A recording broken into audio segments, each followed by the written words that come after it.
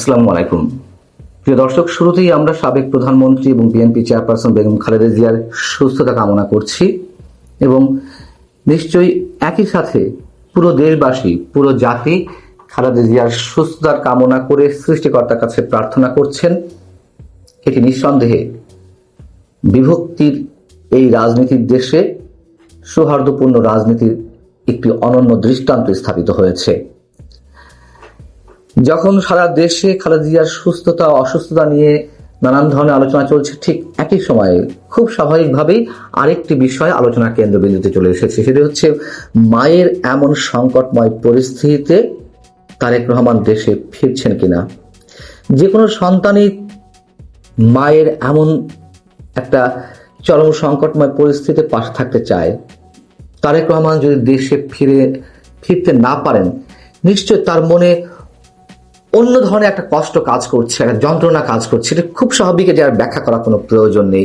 কিন্তু তারেক রহমান দেশে যদি নাই ফেরেন, তার পেছনের কারণগুলো কি রয়েছে আসলে, আমি সে বিষয়ে কথা বলবো। তার আগে আমি একটু মনে করিয়ে দিই, আমার বিভিন্ন কন্টেন্টে একাধিকবার আপনাদের সামনে এই কথা বলার চেষ্টা করেছি যে নির্বাচনের আগে তারেক রহমান দেশে ফিরবেন না, এবং সেই বিষয়টি শনিবার একেবারে স্পষ্ট হয়ে গেছে, যখন কিনা তুমুল একটা আলোচনার মধ্যে বিএনপি দলীয়গত অবস্থান থেকে একটি প্রেস বিজ্ঞপ্তি দিয়ে জানিয়ে দিল যে তারেক রহমান ফিরছেন কিনা। ঠিক তারপর কিছুক্ষণ পরেই তারেক রহমান নিজেই তার ভেরিফাইড ফেসবুক পেজে বিস্তারিত তুলে ধরেছেন। সেখান থেকে আমাদের না বোঝার কোনো কারণ নেই যে তিনি দেশে ফিরছেন কিনা। তিনি বলেছেন যে এমন সংকটকালে মায়ের স্নেহ স্পর্শ পাবার তীব্র আকাঙ্ক্ষা যে কোনো সন্তানের মতো আমারও আছে, কিন্তু অন্য আর সকলের মতো সেটা বাস্তবায়নের ক্ষেত্রে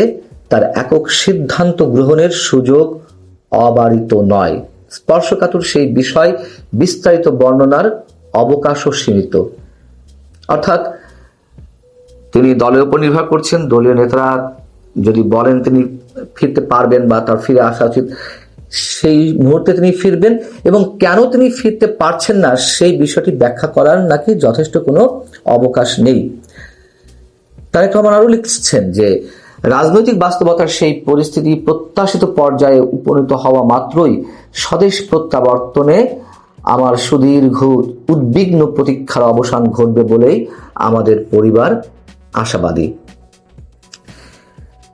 বিএনপি নেতারা এর আগে কি বলে এসেছেন দিনের পর দিন, যে তারেক রহমান সব আইনি প্রক্রিয়া সম্পন্ন করে দেশে ফিরবেন। মামলা সংক্রান্ত যেসব আইনি জটিলতা আছে সেগুলো কেটে গেলে তিনি মাতৃভূমিতে পদার্পণ করবেন, এবং তারেক রহমানের বিরুদ্ধে দায়ের করা বা চলমান যেসব মামলা ছিল সেগুলো একটা পর একটা যখন প্রত্যাহার করে নেওয়া হচ্ছে বা বিভিন্ন মামলা থেকে যখন তাকে খালাস দেওয়া হচ্ছে, আমরা বিভিন্ন সময় দেখেছি যে তিনি বাংলাদেশে এসে যে বাড়িতে উঠবেন সেই বাড়ি ধোয়া মোছা কাজ চলছে। আবার নানান ধরনের বক্তব্য আবার বিপরীত দিক থেকে আমরা শুনেছি।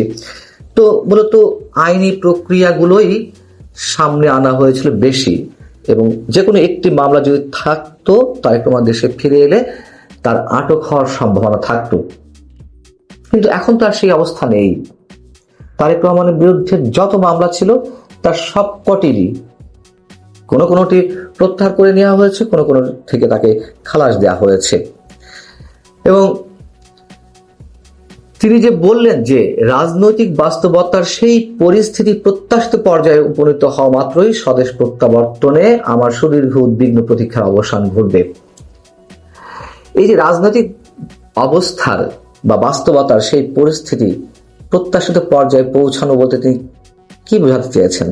তার মানে যে কথাটি আমি আপনাদেরকে মনে করিয়ে দিলাম, যে কথাটি আমি এর আগে বলেছি, যে বিএনপি ক্ষমতায় আসছে বা সরকার গঠন করেছে, এটির পর তারেক রহমানের দেশে ফেরার প্রশ্ন তার দেশে নেই। তিনি নির্বাচন করবেন কিভাবে?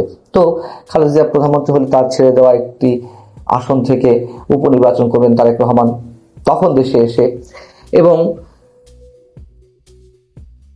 খালেদা জিয়া রাষ্ট্রপতি হবেন, প্রধানমন্ত্রীত্বের পদ ছেড়ে তারেক রহমান তখনই প্রধানমন্ত্রী হবেন।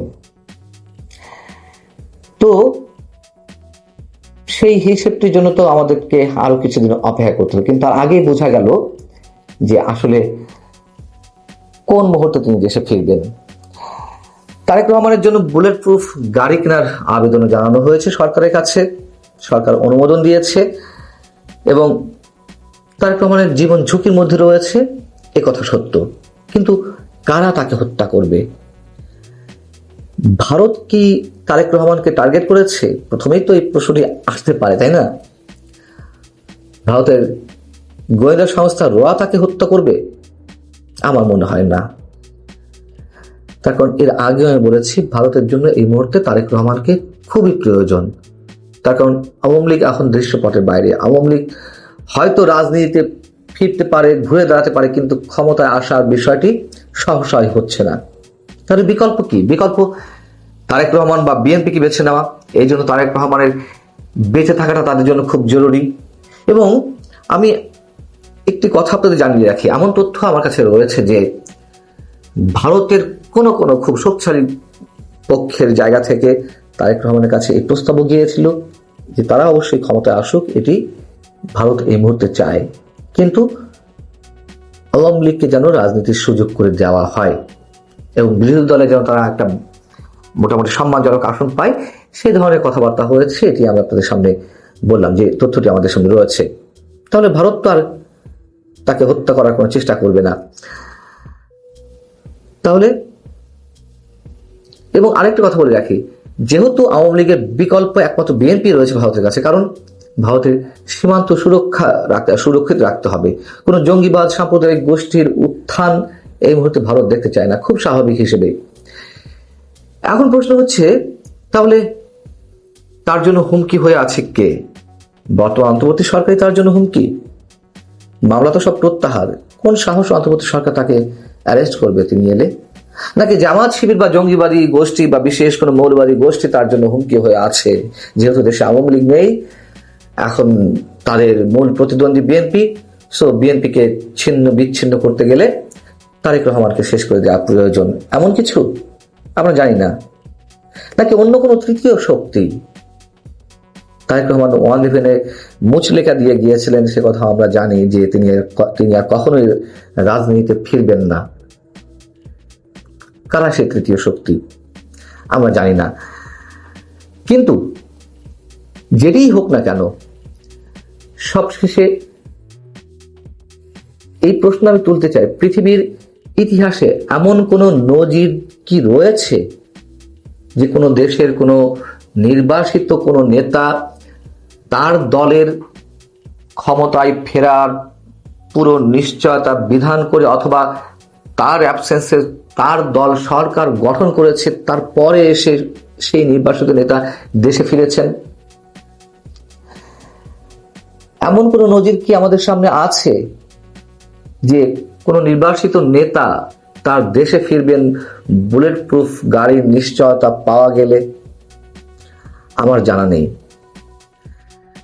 এবং নিঃসন্দেহে যারা বিএনপির নেতাকর্মী, তারেক রহমানের অনুগত অনুসারী যারা রয়েছেন, তাদের কাছে তারেক রহমানের সব যুক্তি জাস্টিফাইড হবে, তাদের কাছে যুক্তিসঙ্গত মনে হবে।